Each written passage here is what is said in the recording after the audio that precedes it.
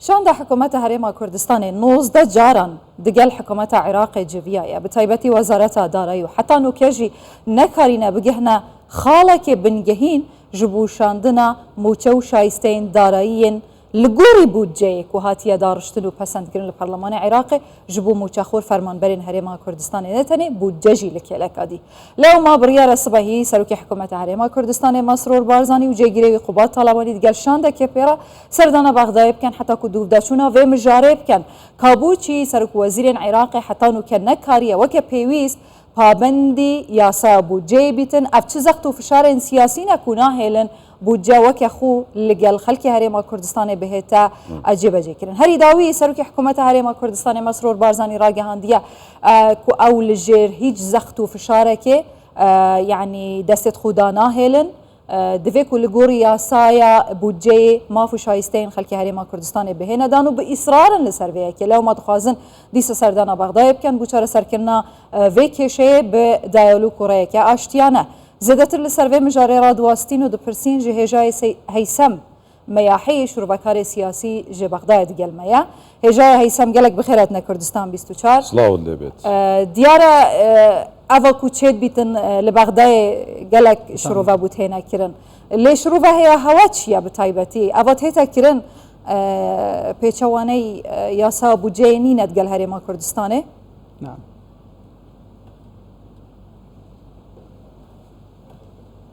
نعم السلام عليكم صلاوتان لێبێ سڵاو لە بینەرە بە ڕێزەکانی کە کوردستان 24 لە ڕێککەوتنێکی سیاسی هەیە کە لە نێوانلایەنەکاندا واژوو کراوە و بودجەیەکیشمان هەیە بۆ 3 ساڵ پەسەند کراوە و شایستەدارایەکانی هەرێمی کوردستان زیاتر لە 16 تریلیۆنە و پێویستە تا ئێستا ئەو شایستەدارایانە نێردرابان بەڵام بەهۆی ناکۆکیەکانی نێوان هەولێر و بەغداد ئەو تا ئێستا ئەو شایستەدارایانە نێردراون بۆ هەرێمی کوردستان لە ڕاست ئێمە بینیمان شەوی ڕابردوو وەزیری دارایی تایف سامی دەڵێت کە ئێمە 8 تریلیۆنمان داوەتە هەرێمی کوردستان لە ڕاستیدا ئامار لە ڕاستیەوە دوورە باڵکو جێگەی داخیشە کە گەلی کورد هەمان ڕۆلی ئەم وڵاتەن و دەڵێن ئێمە تەنیا 500 ملیاری دەدەینێ ئەویش وەکو قەرز نەک وەکو شایستە زیاتر لەمەش کێشەیەکی گەورەتر هەیە کە ئەوان بڕیاری دادگای ناوبژیوانی پاریسیان لە دژی هەرێمی کوردستان بەکار هێناوە بۆ ئەوەی زیاتر فشار بخەنە سەر هەرێمی کوردستان ئەمەش وای کردووە کە کورتێنانێکی دیکە لە بودجەدا ڕوو بدات دواتریش چەند کێشەیەک لە نێوان هەولێر و بەغداد ڕوویدا بەغداد بەڕێز مەسرور بارزانی چەندین جار سەردانی بەغدای کردووە هەروەها محەممەد شیع سوودانیش سەردانی هەرێمی کوردستانی کردووە لە هەولێر ئەو بەڕێز مەسرور بارزانی هەموو وردەکاریەکانی ناوەڕۆکی ڕێککەوتنەکەی خستۆتە ڕوو بۆ محەممەد شیع سوودانی و جەختی لەوە کردوتەوە کە پێویستە ئەو ڕێککەوتنە جێبەجێ بکرێت و وەک خۆی چۆن لە ڕێککەوتنەکە داهاتەوە بە هەمان شێوە جێبەجێ بکرێت بەڵام لێرە و لەوێ دەبین لە کۆتاییدا هیچ پابندبوونێک تێیدا نییە و ئەوەش پرسیارەکە ئەوەیە ینی هەموو شتەکان ڕێککەوتنەکان قسەیان لەسەر دەکرێت دوایی کاتێک کە دێتە سەر جێبەجێکردن ئەوە کۆی کە خۆت باسی لەوە دەکەی ناکرێت ئەمە بەس ئەمڕۆ و دوێنێ نییە بۆ سبەی نێش نابێت ئەمە مێژوویەکی هەیە هەمیشە ینی بەغداد لەگەڵ هەرێم ئەنی لەو سەراعەدا بەردەوامن ئەمە بۆچی وایە بۆچی ئەو مێژووە هەمیشە خۆی دووبارە دەکاتەوە لەگەڵ هەرێمی کوردستان لە کاتێکدا بە گفتوگۆ و بە ڕێککەوتن هەموو شتێک چارەسەر دەبێت بەڵام جێبەجێ ناکرێت دواتر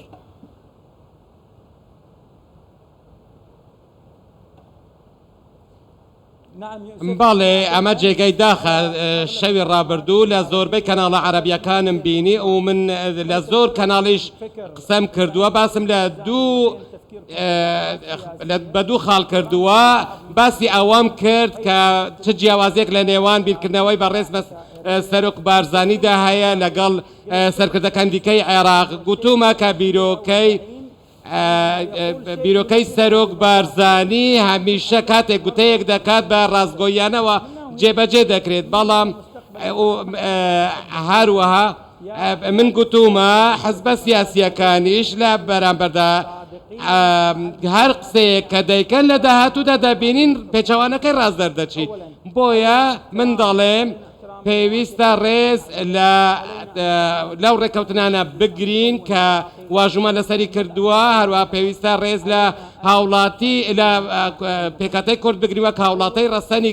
عێراقی و پێویستە ڕێز لە بنەماکان دیموکراتیەت بگرین چونکە من گوتومە ئەمە زۆرترین کاریگەری هەبووە لە ناو قوبای پەرلەمانیش و دەبینین دژیەکێکی سیاسی زۆر گەورە لە عێراقدا هاتوتە ئاراوە بەبێ هیچ هۆکارێک شایستە داراییەکانی پێکاتەی کورد ڕادەگیرێت و سەرۆک بارزانی زۆر ڕاشکاوانە قسەی کردووە کە دوێنێ شەویش گوتوویەتی ئێمە پێویستە بە ژمارەکان مامەڵە بکەین هەناردەی نەوتی هەرێم پێویستە بە ژمارە بخرێنە ڕوو هەروەها پێویستە هەموو شایستە داراییەکانیش بە ژمارە بنێردرێن ئیتر بۆچی چ پێویست دەکات کە ئێمە خۆمان لە ناردنی شایستە داراییەکانی خەڵکی هەرێم بدزینەوە هەموو ئەو فشار و هەیسەم ئەڤروکە سەرۆک وەزیران مەسرۆر بارزانی گوت بێن فرەهیامە مانایە خودزینی یانجی لاوازیامە ناهێتن بەحسە گەلێک ئالتەرناتیڤا تێکردن ئەگەر هاتۆ بڤی ڕەنگی حکوومەتە فیدرال پابەند نەبوو لە گۆڕی ڕێککەفتنان و لە گۆڕ یاسا بودجێ شایستەی و بودجێ خەلکێ هەرێما کوردستانی فڕێکەتن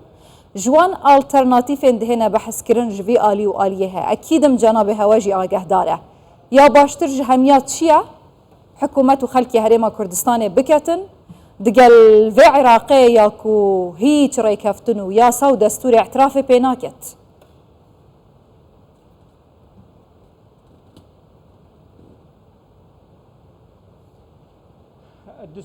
دەستور ڕوون و ئاشکراوە ڕوون و ڕاشکاوانەیە و خاڵەکانیشی وازەحن بەڵام ئەو ڕێکوتنەی لە نێوان هەرێم و بەغدا کرا کە بەغدا پێ و پابەند نەبوون باشترین شت لەم قۆناغەدا پێویستە ئەوەیە کە پێویستە شەفافیەت هەبێت لە جێبەجێکردندا و پێویستە هەموو جەماوەری عربی ئەو ناوەڕۆکی ئەو ڕێکەوتنانەی لە نێوان هەولێر و بەغدا واژوو کراون پێویستە لە میدیاکانەوە بخرێنە ڕووباوەی جەماوەری عربی لێ تێبگەن لەوانە ڕێکەوتنی شنگار هەموو ڕێکەوتنەکانی دیکە کە لە نێوان هەرێمی کوردستان و عێراقدا کراون پێویستە ژمارەکان بخرێنە ڕووکاتێک ئێمە وەزیری دارایی عێراق تۆمەتبار دەکەین ئێمە بە ژمارە ئەو تۆمەتبار دەکەین ئەو کە دەڵێت ئێمە دەمانەوێت ئەوە تەنیا بە قەرز بە هەرێمی کوردستان بدەین ئەمە بە بەڵگەوە دەخینە ڕوو و پێویست ناکات ئێمە بەم شێوەیە ڕەفتار بکەین و پێویستە شەقام لەوە تێبگەیەندرێت و هەروەها لەوەش ڕاشکاوانە بین لەگەڵ محەممەد شێع سوودانی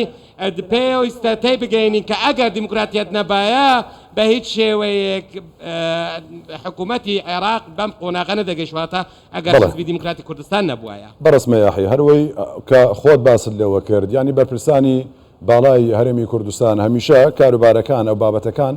بەداتا بە ژمارە بە بەڵگات دەخەنە ڕوو دەخەنە بەردەم حکوومەتی عراقی بەغدا بەڵام لەوێەوە کارەکان جێبەجێ ناکرێت وەکو خۆی ڕێکەوتنەکان جێبەجێ ناکرێت ئەمە مەبەست لەمە چییە؟ ئایا لێک تێناگەن دوای ئەو هەموو ساڵە یان مەبەستێکی دیکە هەیە لە پشتەمەوە تۆ چۆنی دەخوێنیتەوە؟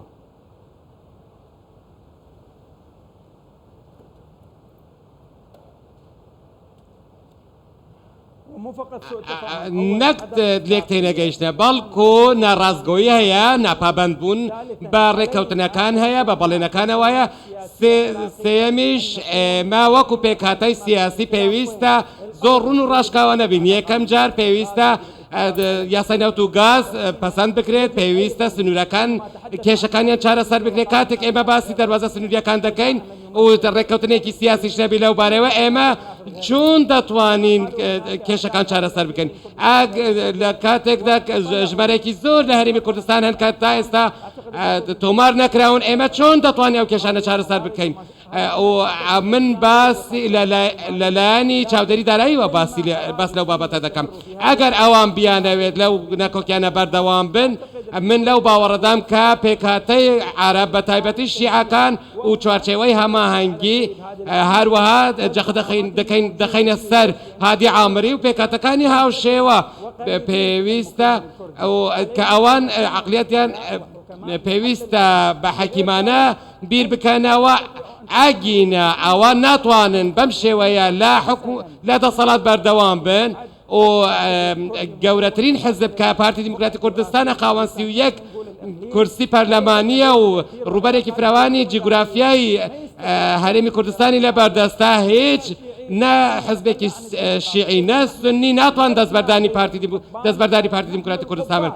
بۆیە ئێمە دەڵێن پێویستە لەسەر ئەم دەنگە کار بکەین و پێیان بڵێن کە ئێمە هاوسەنگین و پێویست پارتی دیموکراتی کوردستان هاوسەنگی پرۆسەی سیاسی لە عێراق ڕاگرتووە ئێژا هەیسەم گەلێک جارات هێتا بەحەزکردن لە ژێئالیە سەرکردایەتیە سیاسیە هەرێما کوردستانێک و بەهێزبوونە هەرێما کوردستانێ بەهێزبوونە عێراقێ لێدوان دەمێن داویەدا لەسەر ئاستێ سیاسیên عێراقێ گەڤە مرۆڤ لە مەدیا عێراقی تەماشەت کە بێ ئومێدیەکە گەلێکە مەزن چێت بیتن یعنی بڕەنگێکی گەلێکی بچووک استیڤزازی بەحسە هەرێما کوردستانێت کەن کە ئەنەما کورد ji کەوکەبەکێ دی هاتینە سەر vê ئاخێ ئاخە کوردایە داگیرکریە بۆچی احترافێ ناکەن بۆچی کە ئەنەما خێرەکێ بمەتکەن کە ئەم لەڤێرەنە و دوێن vê ستاتی و vê قەوارەی ji هەرێما کوردستانê وەربگرن و هەمی تشت کۆم kirîne xirve kirîne di mesela mûçe û bûceyê da êdî xelkê Kurdistanê jî bi rengek ji rengan serda biriye bi van dirûşmên xwên hene.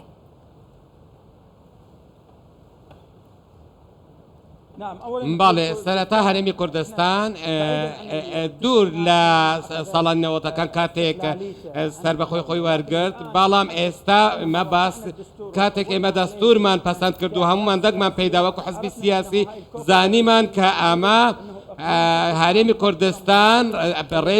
قوارەیەکی ڕێز لێ گیراوە و ئەرک و مافیشی لەسەرە و پێویستە لە نێوان هەردوو لادە پێوە پابند بن دواتر مامەڵەی سەرکردەکان لە بەغدا چ سنی یاخۆت شیعە یاخۆت زۆرینە پێویستە ئەوان بە هەژماری خۆیاندا بچنەوە کاتێک بیر لە ڕابردوو دەکەینەوە ئەو کاتەی ئێمە